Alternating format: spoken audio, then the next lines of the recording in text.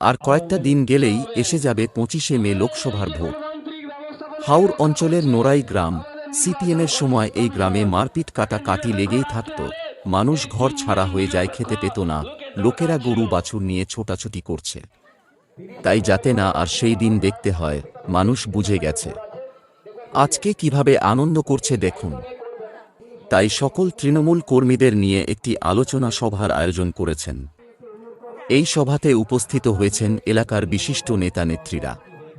কিন্তু মানুষের যেভাবে ভিড় দেখা যাচ্ছে, মনে হয় তৃণমূল এই নোরাই গ্রাম থেকে প্রচুর লিড পাবে। কি বলছে শুনুন। তাহলে আপনারা এই নির্বাচন প্রাককালে কি দেখলেন? না, দেশের বেকারত্বের সমস্যা হলো না, দেশের অর্থনৈতিক ব্যবস্থা ধনতন্ত্র প্রতিষ্ঠা হলো, সময়তন্ত্র থাকলে না, দেশের সাধারণ মানুষের মধ্যে সম্পদের বিতরণ হলো না।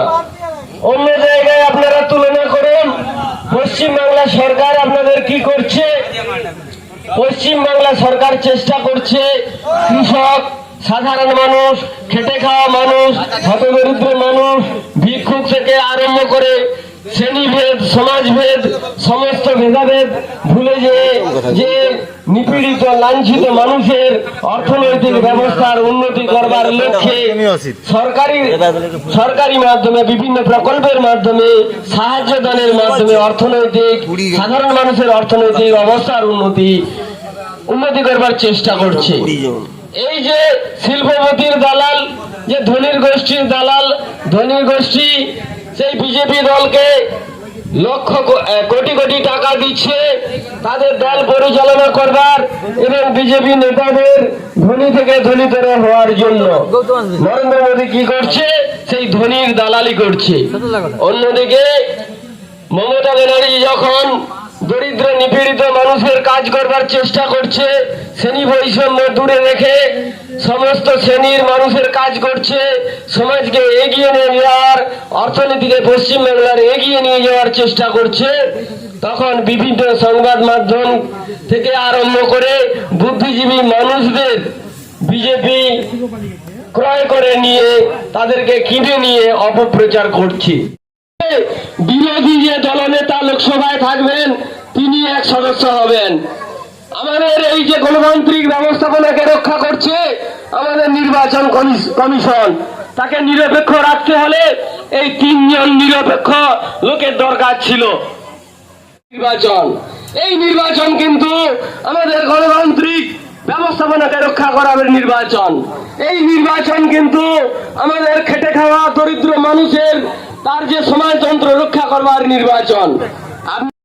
বোতাম টিপে, হুজুবে, নীরবে, একান্তে, ইমজেমে একটা করে ভোট মারবেন আর নরেন্দ্র মোদী অমিত শাহকে বুঝাবেন জনগণই শেষ কথা বলে, জনগণই শেষ কথা বলে, জনগণই শেষ কথা বলে।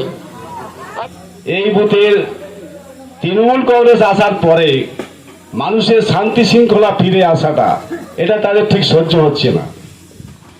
মমতা ব্যানার্জি বা তৃণমূল সারা ভারতবর্ষের একটি ক্ষুদ্রতম দল, তার বিরুদ্ধে লড়ার জন্য ঠিক 21 সালে প্রধানমন্ত্রী, স্বরাষ্ট্রমন্ত্রী 28 বার এসেছিল। তার মানে শুভেন্দু অধিকারী যে বলে বেড়ায় যে মমতা ব্যানার্জি একটি কোম্পানি, তাহলে ওনারা মনে হয় এই কোম্পানিতে চাকরি করার জন্য আসে। গতবারে চাকরি করতে এসেছিল, মমতা ব্যানার্জি বেতন দিছে, চলে গেছে। ঠিক এবারেও ঠিক তাই। দেখো, চাকরির জন্য কন্টিনিউ ডিউটি দিতে হয়, ঠিক সেই হিসাবে ডিউটি দিচ্ছি।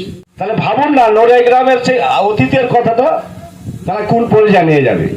আপনারা সকাল সকাল যাবেন, জোড়া ফুল চিহ্নে ভোট দেবেন এবং বিজেপিকে ওখানে কুপাঘাত করে আপনারা সবাই হাসতে হাসতে বাড়ি আসবেন।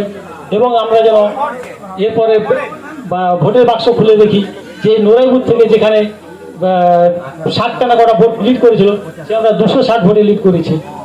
শিশিরের মেজো খোকা, চোরটা, ডাকাতটা, সে বলছে বাংলায় এলে 3000 টাকা করে দেবে লক্ষ্মীর ভান্ডার। আরে বিজেপি শাসিত রাজ্য 17টা রাজ্য, ভারতবর্ষে 17টা রাজ্য বিজেপি আছে ক্ষমতায়, কোথাও কি এই লক্ষ্মীর ভান্ডার প্রকল্প আছে? আপনারা সবাই বলুন তো, বুকে হাত দিয়ে কোথাও কি আছে?